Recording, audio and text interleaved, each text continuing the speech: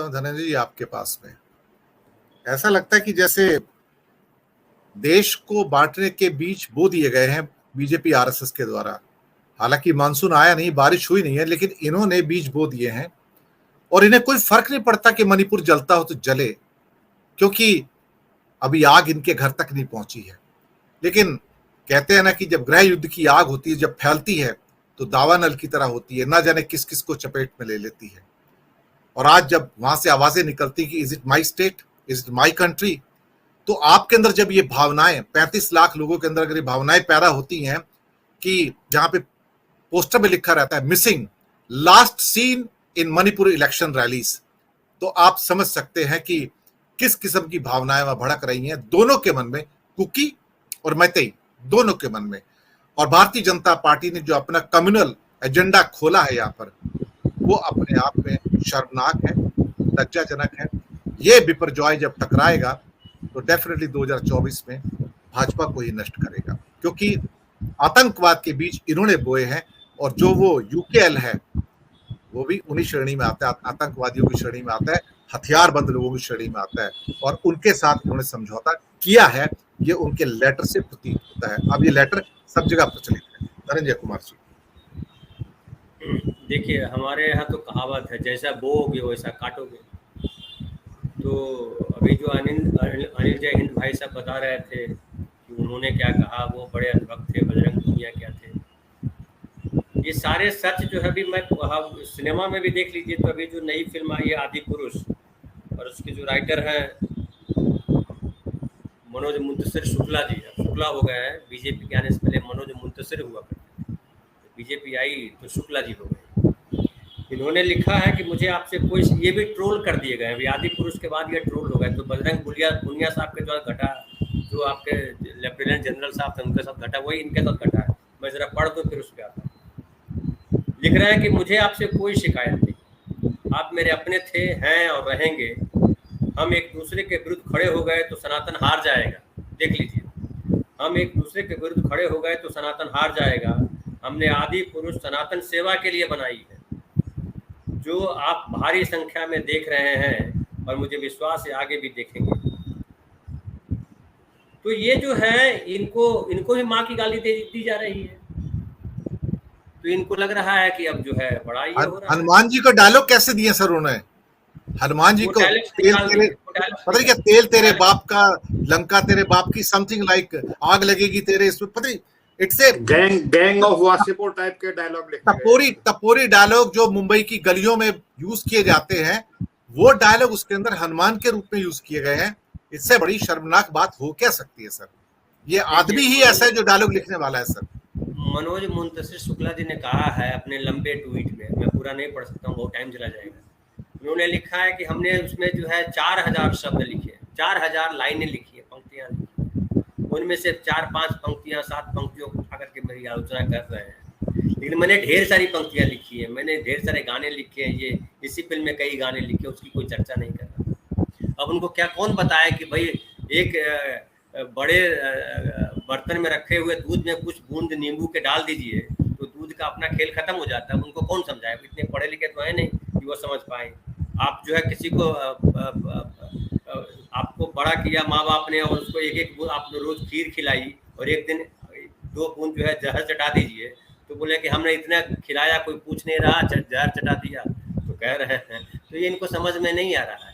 अब देखिए, आप गौर कीजिए कि जो पाकिस्तान से जुड़ा हुआ जो इलाका था, जम्मू कश्मीर का जो हिस्सा था, वहाँ से चले जाइए म्यांमार, मतलब जो मणिपुर तक की बात कर रहे हैं, वो पूरा जो है वो सरहदी इलाका है। तो खाली गलवान घाटी नहीं है, हिमाचल, ये अरुणाचल प्रदेश भी है, वो तिब्बत से लगा हुआ पार्ट है वो भी है, और वहाँ तक है, मणिपुर तक। हमारे गांव में एक और बात कही जाती है, हम लोग के यहाँ जब खेत का जब चौहत्ती जो उसका जो नापा जाता है ना, उसकी पैमाइश कराई जाती है, समझिए आपको कुछ बनाना है या कुछ करना है, तो जो चौहत्ती में चारों हिस्से के लोग जो आते हैं सबको बुलाना पड़ता है, और उनको कहना पड़ता है कि आइए बैठिए, हम देखिए नाप रहे हैं, है ना।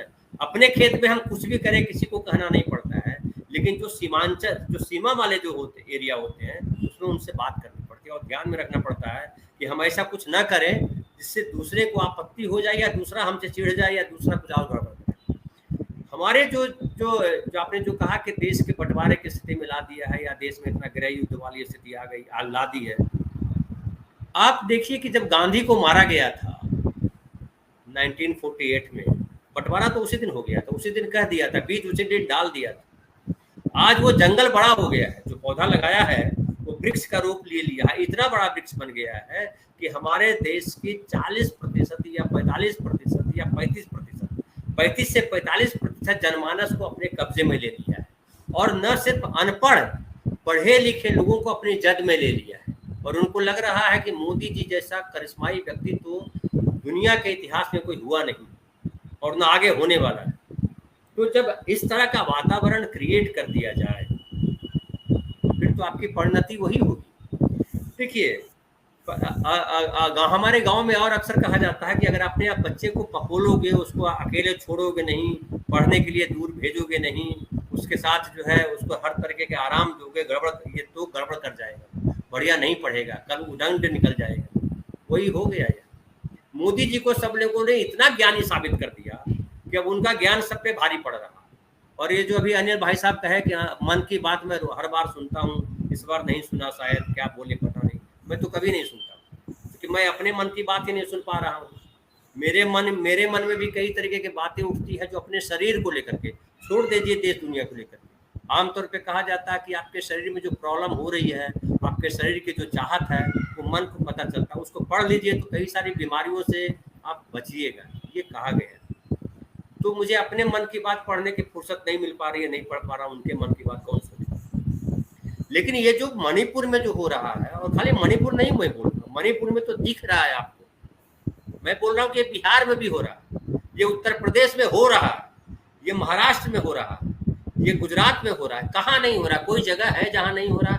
वो आप जाके देखिए, तमिलनाडु में हो रहा है, जहाँ उसका विधायक क्या बोल रहा है, अन्नादुरई क्या बोल रहा है, जहाँ ये जाकर के क्या बोल रहे हैं।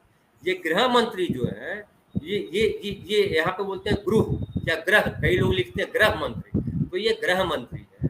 और इन्होंने पूरे के पूरे हमारे जो ये समरसता जो बनाई गई थी, ये जो सीमांचल का जो इलाका है खास करके, उसमें बड़ी मेहनत करके उसको गणित पढ़ाया गया था, और एक ऐसा माहौल बनाया गया था कि सब भारत के हिस्से हैं। अगर वहाँ का कोई आदमी कह रहा है कि क्या हम हिंदुस्तान के हिस्से हैं, ऐसा सोचना पड़ रहा है, तो भाई हमारे देश में तो ये लंबे समय से देख रहे हैं। दलितों को भी लगता है कि क्या हम भारत के नागरिक हैं, आदिवासियों को लगता है कि क्या हम भारत के नागरिक हैं। वो जो लड़ा रहे हैं वहाँ मणिपुर में, वही तो सवाल है कि जनजाति क्यों बोल रहा है कि क्या हम भारतीय हैं। फिर आप देख लीजिए, यहाँ भी देख लीजिए, मुसलमानों में पैदा कर दिया है, मुसलमानों को कहना पड़ रहा है कि क्या हम भारतीय हैं। कौन है भारतीय? अब सवाल ये हो गया है। खाली माँ भारती की कसम खाने से तो कुछ होगा नहीं। और माँ भारती की कसम खा करके आप भारत के हर इलाके में कांटे बोएंगे, तरह तरह के कांटे बो रहे हैं। कहीं जाति के कांटे हैं, कहीं धर्म के कांटे हैं, कहीं आरक्षण के कांटे हैं, कहीं किसी और चीज़ के कांटे हैं, कहीं हिंदू मुसलमान है, पता नहीं क्या क्या है। तो जो कांटे बोने का काम कर रहे हैं, फाइनली जो है चुभेगा किसको? इन्हीं को चुभेगा। और लेकिन दर्दनाक स्थिति ये है दिनेश भाई साहब कि हमारी देश की एक बड़ी आबादी इसके सफ़र करती है, और जब बड़ा आबादी जब सफ़र करती है तो हम आप भी सफ़र करते हैं। समझिए, रोड पर अगर चलने की जगह नहीं है सड़कों पर, और उसमें रिक्शा, साइकिल, मोटरसाइकिल, पैदल आदमी सब गाड़ी लेकर के एक साथ चल रहा होता है, तो क्या आप अपनी कार, जो काउंटेसा कार है या दूसरी बड़ी कार है 5 करोड़ की कार, उसको उस स्पीड में चला सकते हैं? नहीं चला सकते। तो सफ़र तो आपको भी करना पड़ेगा। जो सोच रहे हैं कि मेरा क्या है, मैं तो इसमें नहीं आता, ना मैं मजदूर हूँ, ना मेरे पास पैसे कम है, ना मैं अशिक्षित हूँ, ना मैं फलाना हूँ, मेरे पास तो सारे संसाधन हैं। लेकिन जद में तो सब आएंगे, और वो आ चुके हैं, आएंगे नहीं है, हम आ चुके हैं। अब ये देखना है कि हम कब मरते हैं, इसका इंतजार है। तो क्या हम मरने का इंतजार करें, या जो मरने का जो जहर लेकर के आ रहे हैं। अगले भाग में एक मैं और छोटी सी कहानी सुनाऊंगा, बड़ा इंटरेस्टिंग है। तो जो अब जब ये स्थिति है तो हमने अपनी चिता सजा ली है। राजस्थान में एक जो है बड़ा विचार है अलग तरीके का, जिसमें बुजुर्ग व्यक्ति जो है, कोई व्यक्ति जो है अपने मरने से पहले अपने श्राद्ध का इंतजाम कर लेता है। जी दूसरे चक्कर में आता हूँ।